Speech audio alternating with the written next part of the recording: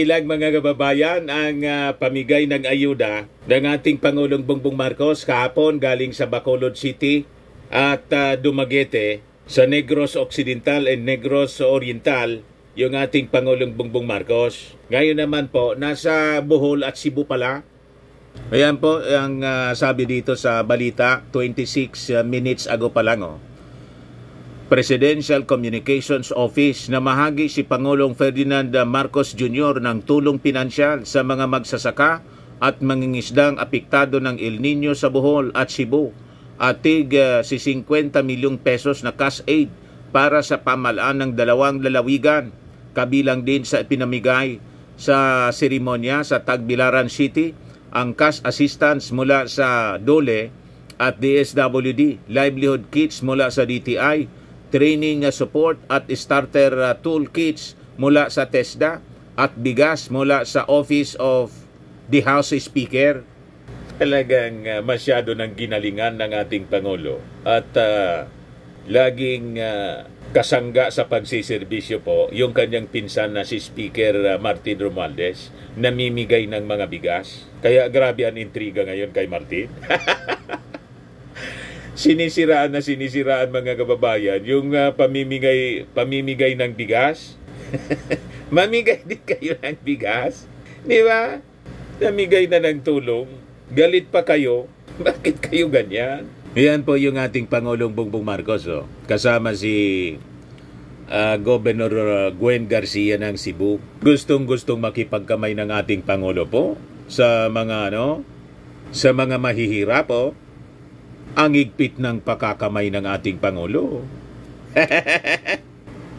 Di ba? History in the making po. Si Inday. Sige ang palabas ng mga supporters ni Inday ng mga pictures noon pang panahon nito. Yung pag-akyat niya sa bundok.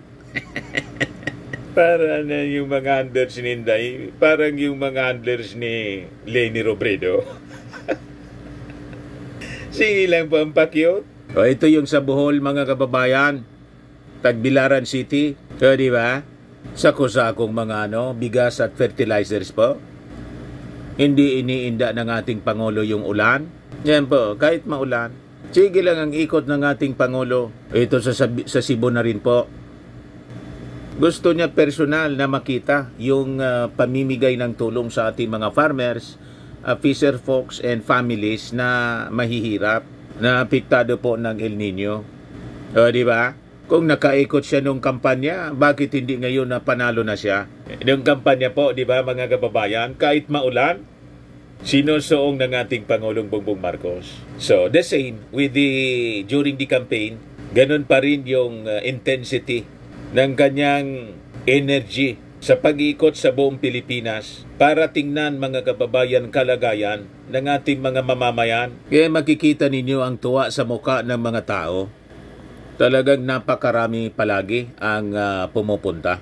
O ngayon, pakinggan natin yung mensahe ng ating Pangulo doon sa mga taga Cebu and Tagbilaran City.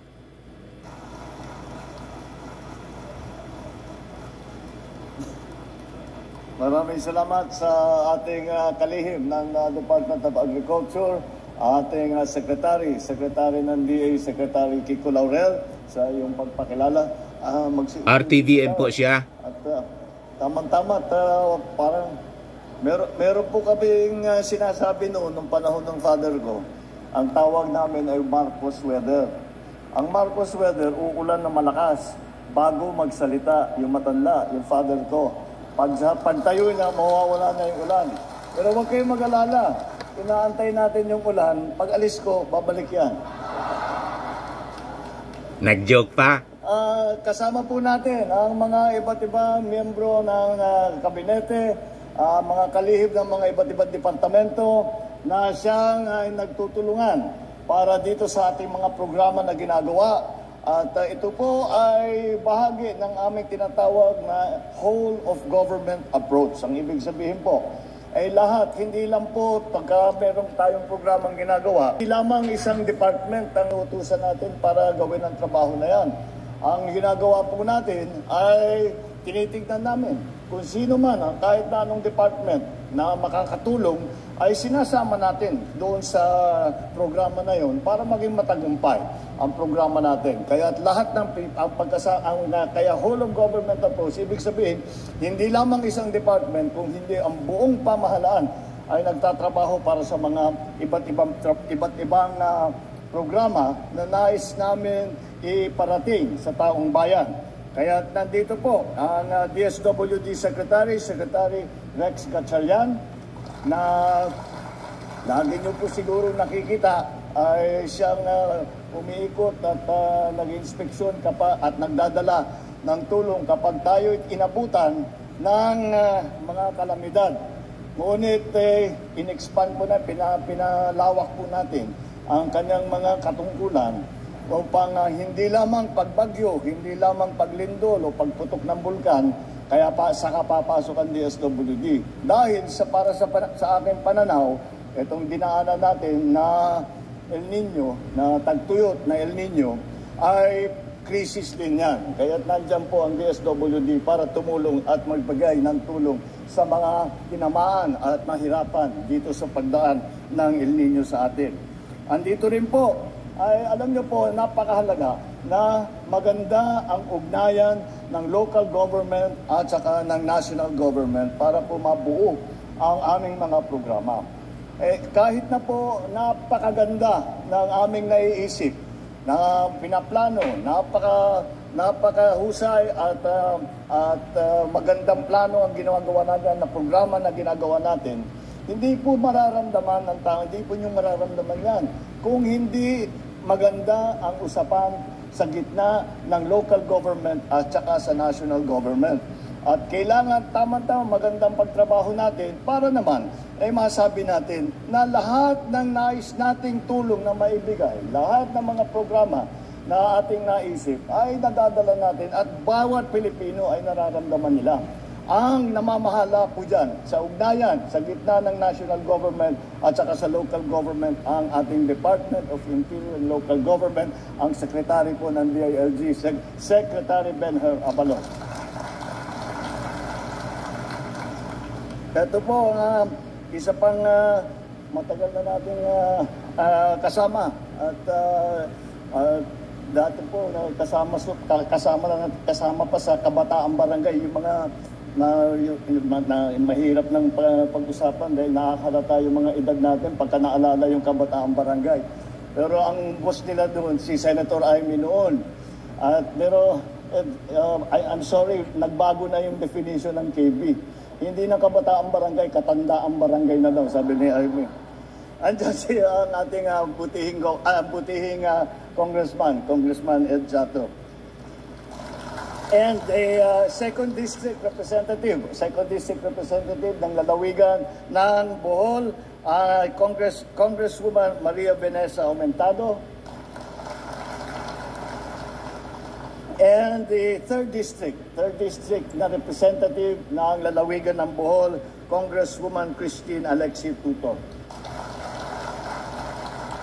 Andito rin ang dahil kasama po ang Cebu dito sa ating gagawin ngayong programa. Sa araw na ito, nandito rin po ang second district representative ng Cebu, si Congressman Edsel Gallegos. At narinig po natin ang ating acting governor ng Bohol, Junicio Victor Balite. Sinama ko po at meron din kaming ginawang event sa Cebu City, sa Lapu-Lapu City, na para sa tourism at ginawa namin sa Cebu. Kaya nung pagpunta ko rito, sabi ko sumama ng ating gobernador at Governor Gwen Garcia is here with us also. Ang ating host natin dito sa programa na ito. At sinasabi ko nga dito sa Bohol, ito lang yata ang probinsya, lahat ng talumpati English eh. Kaya medyo mag-withdraw muna ako sa bangko ng English para makabuo ko ng baka maubusan. Kaya nung napapanood namin ang ating Mayor of Tagbilaran, Mayor Jane Sensoria Yap, at lahat ng ating mga mayor. Nandito lahat ng ating mga mayor ng probinsya ng Bohol. Magandang umaga po sa inyo lahat. At ang pinakamahalaga, pinaka-importante na mga bisita ngayon dito, ngayong umagang ito, ay kayo po, mga beneficiary, para dito sa assistance na aming ibinibigay. Sa lahat ng aking dating mga kaibigan, mga mahal kong kababayan, maayong adlaw sa inyong tanan. Napakasaya ko na makasama kayo ngayon dahil matagal na po ako hindi masyadong nakabalik. At sa mga dahil naman may dala tama-tama at may dala naman kami ayuda at magagandang balita. Sana naman ay maramdaman ninyo na sulit naman ang pag-aantay ninyo sa aming pagbisita. Ang Bohol po, kagaya po ng Cebu, ay kilala na po na sikat dahil sa tourism industry. Mapalokal man o mga lokal man, mga Pilipino o yung mga dayuhan.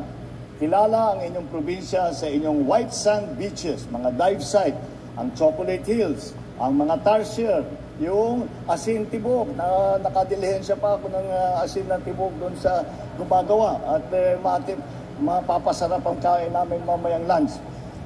Pati na sa Kalamay na talaga namang napakasarap. Kaya paborito itong gawing pasalubong ng lahat ng pumapasyal na pumapasyal sa inyo. Maliban sa turismo, ang pagsasaka at pangingisda ang ilan pa sa pangunahing industriya dito sa Bohol. Sa angking yaman ng inyong mga lupa at karagatan, isa sa mga hangarin ng administrasyon ko ay palaguin ang pagsasaka at pangingisda sa inyong lalawigan. Nang sa gayon, umunlad din ang ating ekonomiya. Dahil dyan, pamamahagi po natin ang tulong ngayong araw na ito ay nakatuon sa mga magsasaka at sa mga mangingisda at siyempre sa kanilang mga pamilya. Mga kababayan, dala po namin ang 100 milyong piso cash assistance para sa mga Boholano at Cebuano magsasaka at mangingisda at para sa kanilang pamilya. Tigli 50 milyong piso ang ilalaan po natin sa dalawang lalawigan at ang bawat benepisyaryo ay makakatanggap ng tigsa 10,000 piso. Kasama din po natin ang ibang mga kabalikat mula sa gobyerno na may mga dagdag pangtulong para sa inyo.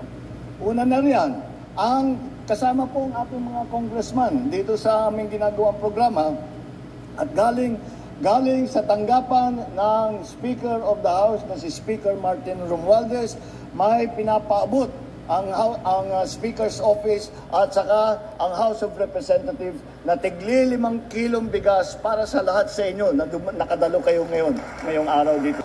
Solve na solve po. Mula naman sa sangay ng Department of Agriculture, meron tayong mga linalaan na loan program. Meron tayong 2 unit na 4-wheel drive na traktor, mga pataba, sako-sakong binhi ng bigas at mais, mga pudla ng niyog at marami pang ibang kagamitan. Mula naman sa Department of Trade and Industry, pangkabuhayan sa pagbangon at ginhawa o PPG program, mayroon namang ibibigay na livelihood kits na nakakahalaga ng 8,000 piso para sa 9 na mga dating rebelde na nagbalik loob na sa panig ng bayan.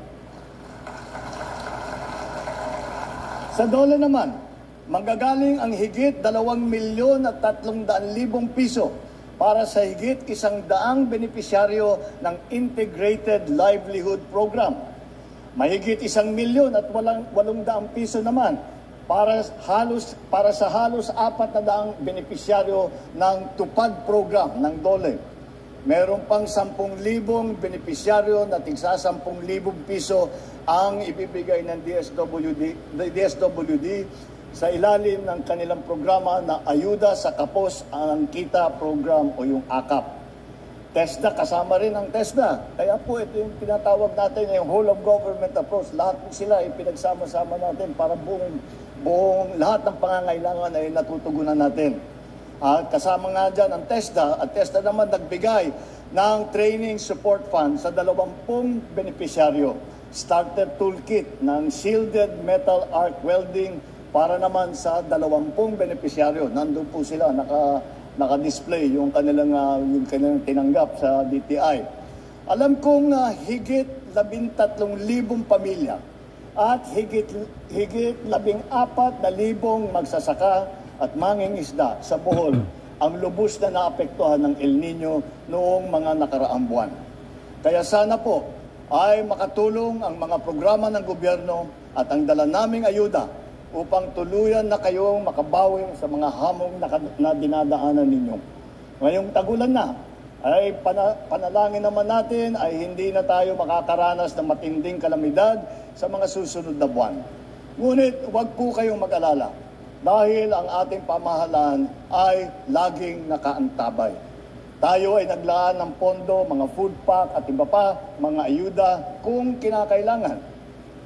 Layunin natin na maging handa sa lahat ng pagkakataon upang hindi na tayo mahirapang sumagot sa tawag ng bawat sitwasyon. At gaya ng sinabi ko kanina, maliban sa mga ayuda ay may dala rin akong magagandang balita tungkol sa inyong probinsya. Ikinagagalak ko na ipabatid sa inyo na ang Mabini Kayakay Small Reservoir Irrigation Project ay malapit nang matapos. Nawa ay mapapakinabangan ng ang mga ito sa lalong madaling panahon nang mabigyan ng sapat na patubig ang lampas na 500 ektaryang sakahan sa bayan ng Mabini at ng Alicia. Hindi namin titigilan at hindi namin titigil ang pagsisikap upang maibigay ang inyong mga pangangailangan. Walang sawa kaming nagtutupad ng mga programang makakabuti po sa inyo. Magsasagawa ng mga ibang proyekto, makakapagbigay ng ginhawa sa inyong buhay. At mamumunuhan para sa inyong kapakanan at kasaganahan. Sa mga pinuno ng mga ahensya ng pamahalaan nasyonal at lokal, hinihiling ko ang inyong pakikiisa upang makamit natin ang hangarin natin na walang maiiwan sa paglalakbay tungo sa mas maliwanag at mas maunlad na bukas. Tiyakin po natin na makakarating sa lahat ng benepisyaryo ang tulong na inilalaan natin para sa kanila. Mga magigiting na mangingisda at magsasaka ng buhol. Salamat sa marangal na paghahanap buhay upang masuportahan hindi lamang ang inyong mga sarili, hindi lamang ang inyong mga pamilya, kung hindi pati ang seguridad ng pagkain sa buong Pilipinas. Kung tayo ay sama-sama at nagbabayanihan, walang pagsubok na hindi natin malalampasan at walang pangarap na hindi natin matatagumpayan. Muli, maraming salamat. Mabuhay ang ating mga magsasaka at mangingisda. Mabuhay ang probinsya ng Bohol. Mabuhay ang bagong Pilipinas. Di ba? Laging masaya mga kababayan. So, kita ninyo, ngayong administrasyon ng ating Pangulong Bongbong Marcos, kahit may mga tumatamang calamity sa atin, lindol, masamang panahon, bagyo, floods, hindi na kailangan. Wala tayong naririnig na fundraising campaign galing po sa mainstream media, sa mga telebisyon, sa radyo, sa mga newspapers, tulad ng mga previous administration. Kasi po, ang gobyerno handa, may bastante pong tulong, ayuda, galing po sa ating gobyerno. Ngayon lang ito nangyari, mga kababayan. Kita ninyo ang pagkakaiba ng Marcos administration sa previous administration. Noong panahon, hanggat sa ibang bansa, nanlilimos tayo ng tulong. Diba? Ngayon hindi po galing mga kababayan sa mismong gobyerno natin. So hindi po kahiya-hiya na lagi na lang po tayong nanglilimos ng tulong sa iba.